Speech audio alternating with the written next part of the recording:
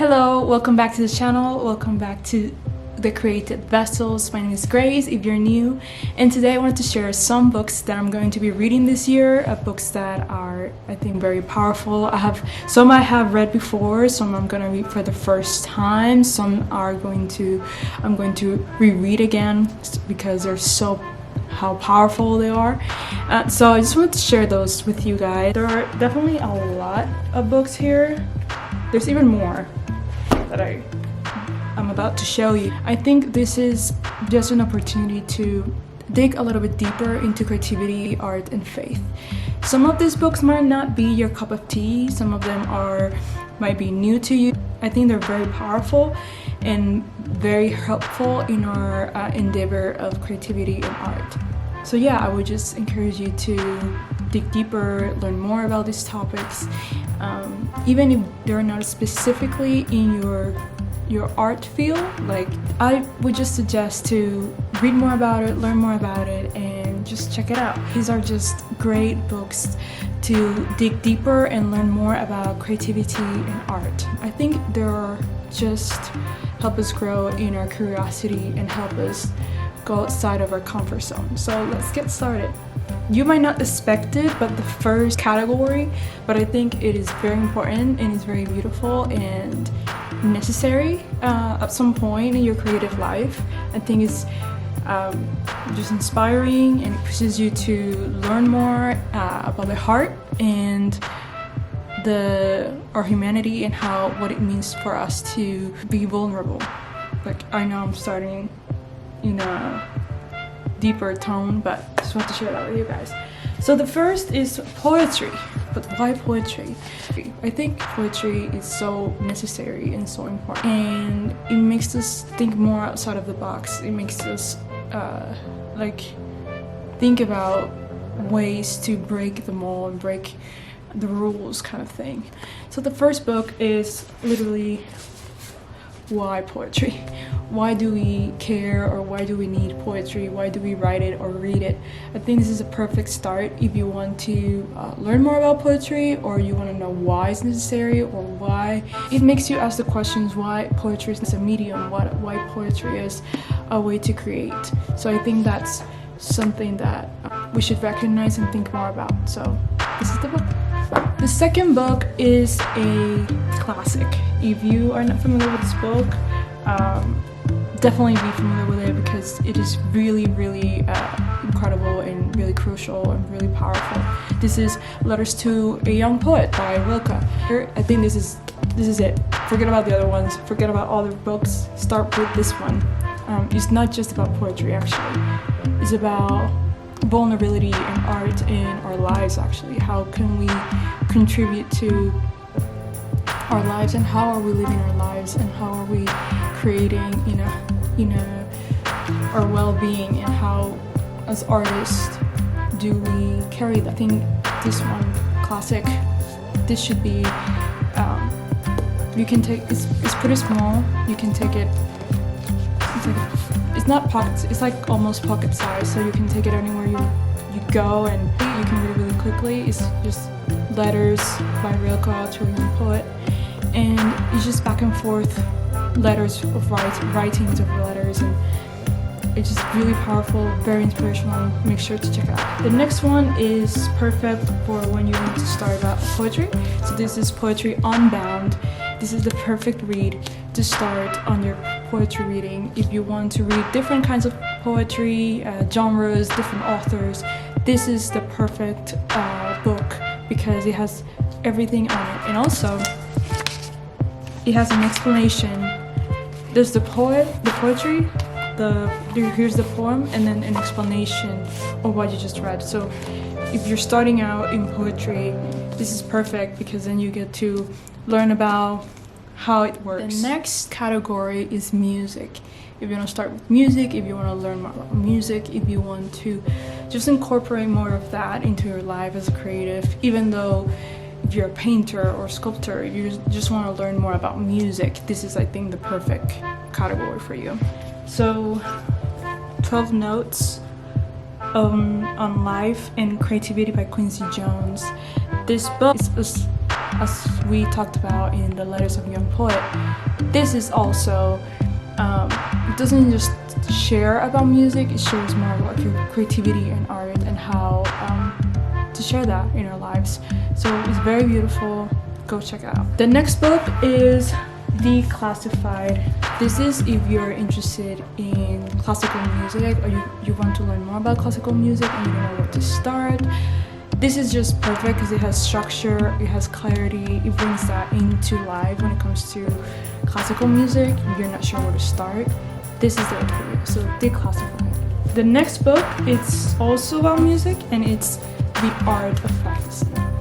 This is for the musicians out there that do not know how to, maybe you don't know how to start to build structure when it comes to practicing your instrument, or you just want to learn about discipline. This book is not just about the instrumentalist. I think it's a book about discipline and how to carry that into other areas of your life. Practicing can be a little tedious sometimes, it can be a little difficult sometimes. This book will help you with that. So, The Art of Practicing. The next category is art, specifically art, painting, museums. And I wrote museums because I either got them from museums or they refer to art.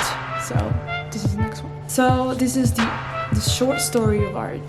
If you want to start to learn more about art, about the roots of art, if you want to just have a mini course on arts and museum, this is the perfect book. You can just, it has the pictures everywhere.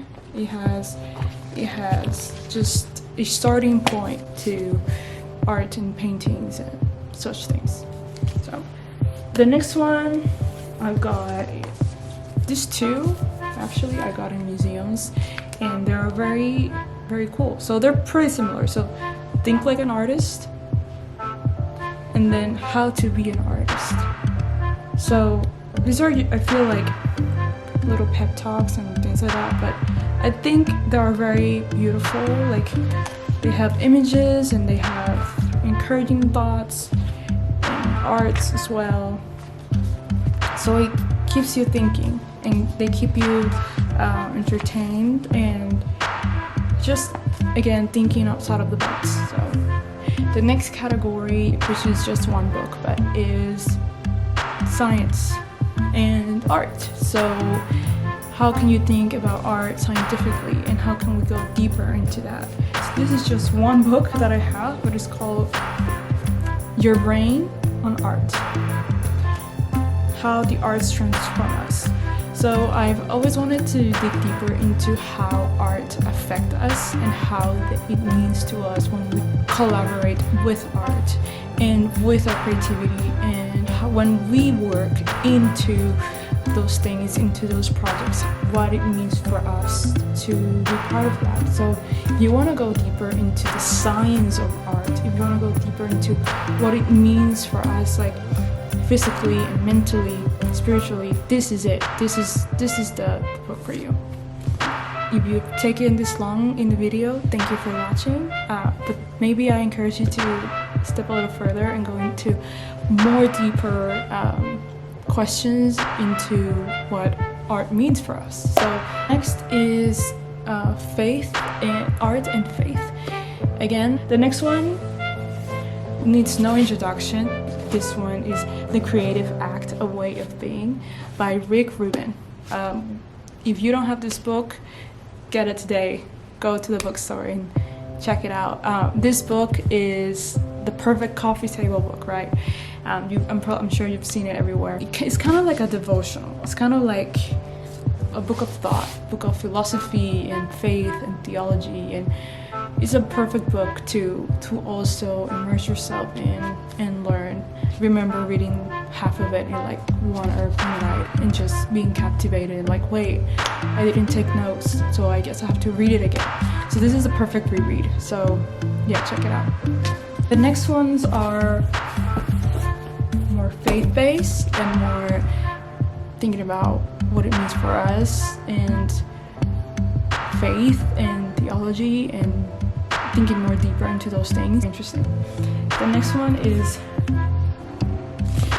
is Rembrandt is in the Wind, Learning to Love Art Through the Eyes of Faith. This book contributes to art and faith in a beautiful way. I'm gonna read the description for you.